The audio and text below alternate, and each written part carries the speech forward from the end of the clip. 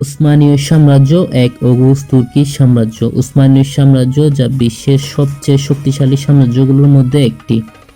এই সাম্রাজ্যের 37 জন সুলতান 1299 খ্রিস্টাব্দ থেকে 1922 খ্রিস্টাব্দ পর্যন্ত 624 বছর উসমানীয় সাম্রাজ্য শাসন করেছেন।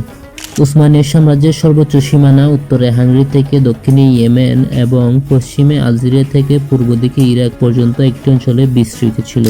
এই সাম্রাজ্যের স্বপ্নদ্রষ্টা ছিলেন এর প্রতিষ্ঠাতা উসমান গাজীর পিতা আর্তুগ্রুল গাজী।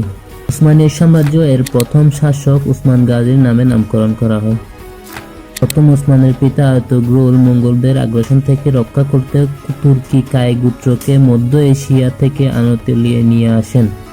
আনাতোলিয়ার সেলজুক সুলতান আলাউদ্দিন কাইকুবাদের কাছ থেকে অনুমতি নিয়ে সেলজুক সাম্রাজ্যের পশ্চিম সীমান্ত অঞ্চলে বসতি স্থাপন করেন।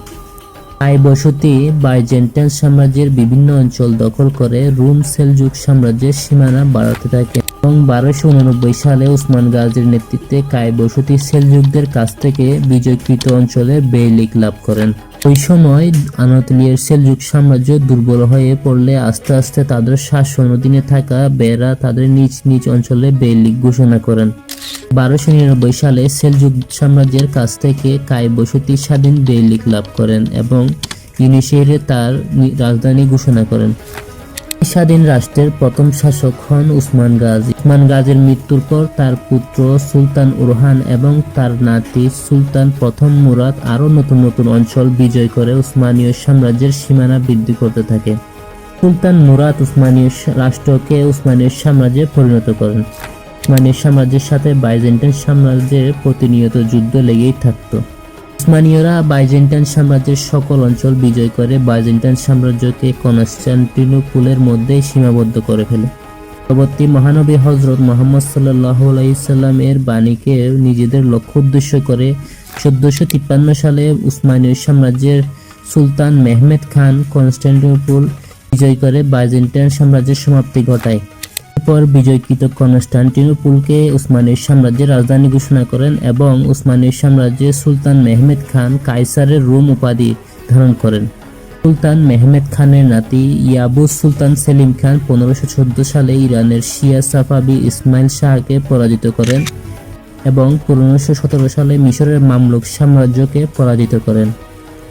এশিয়ায় মঙ্গলরা আক্রমণ করলে 1258 খ্রিস্টাব্দে হালাকু খান বাগদাদ নগরী ধ্বংস করে আব্বাসীয় খিলাফত বিলুপ্ত করে মুসলিমদের জ্ঞান ভান্ডার ধ্বংস করে দেয় এবং 1258 সালের 20 ফেব্রুয়ারি আব্বাসীয় খলিফা আল মুস্তাকিমকে কার্পেটে মুড়ে ঘোড়ার সাহায্যে পদদলিত করে হত্যা করেন।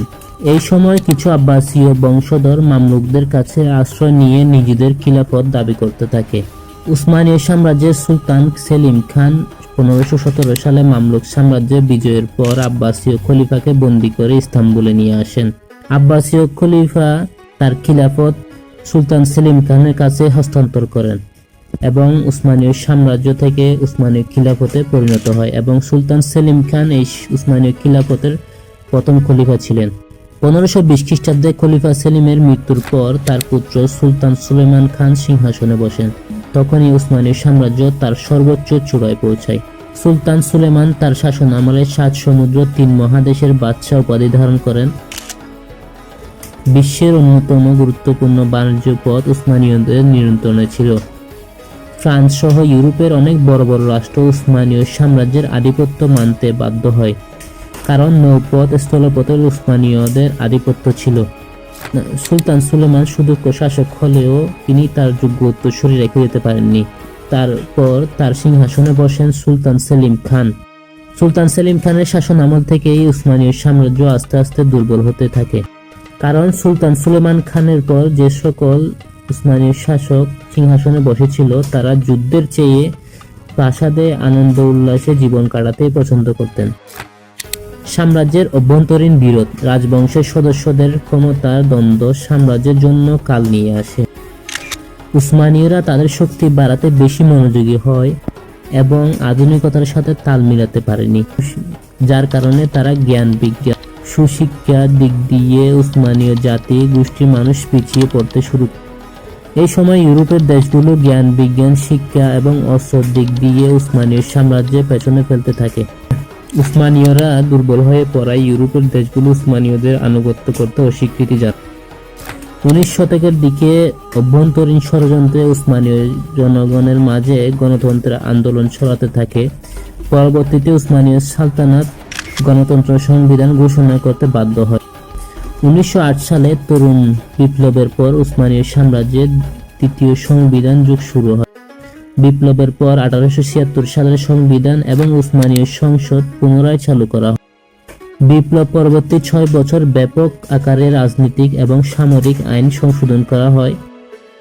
প্রথম বিশ্বযুদ্ধে উসমানীয়রা জার্মানির পক্ষ নেওয়ায় বিশ্বযুদ্ধে পরাজয়ের পর উসমানীয়রা তাদের অনেক অঞ্চল হারিয়ে বর্তমানে তুরস্কের মধ্যে সীমাবদ্ধ হয়ে পড়ে। পরবর্তীতে পশ্চিমা মদতপুষ্ট মুস্তাফা কামাল আতাতুর্ক রাষ্ট্রের ক্ষমতা লাভ করেন। 1922 সালে 1 নভেম্বর কামাল সংসদে উসমানীয় সালতানাত বিলুপ্ত ঘোষণা করেন এবং 1923 সালে 29 অক্টোবর তুরস্কের সংসদ নিজেদের গণতন্ত্র ঘোষণা করেন। সালতানাত বিলুপ্ত হলেও তখন খিলাফত বহাল ছিল। শেষ উসমানীয় সুলতান ষষ্ঠ মেহমেদকে দেশ থেকে বাধ্য করা হয় এবং তার ভাই আব্দুল মজিদকে নামেই মাত্র খলিফা বানানো হয়, কিন্তু তার কোনো ক্ষমতা ছিল না। 1924 সালে 3 মার্চ কামাল পাশা এই 600 বছরের সালতানাত এবং খিলাফত বিলুপ্ত ঘোষণা করেন। শেষ খলিফা আব্দুল মজিদকেও দেশ থেকে নির্বাসন করা হয়। সাবেক উসমানীয় সাম্রাজ্য 52 লক্ষ বর্গ কিলোমিটারের অঞ্চলগুলো বর্তমানে 39টি স্বাধীন রাষ্ট্রে পরিণত হয়। ইতিহাসের অধ্যায়ের উসমানীয় সাম্রাজ্য নিয়ে তৈরি করা আজকের এই ভিডিওটি যদি আপনাদের ভালো লেগে থাকে, ইতিহাসের অধ্যায়ের ইউটিউব চ্যানেলটি সাবস্ক্রাইব করার জন্য অনুরোধ রইল।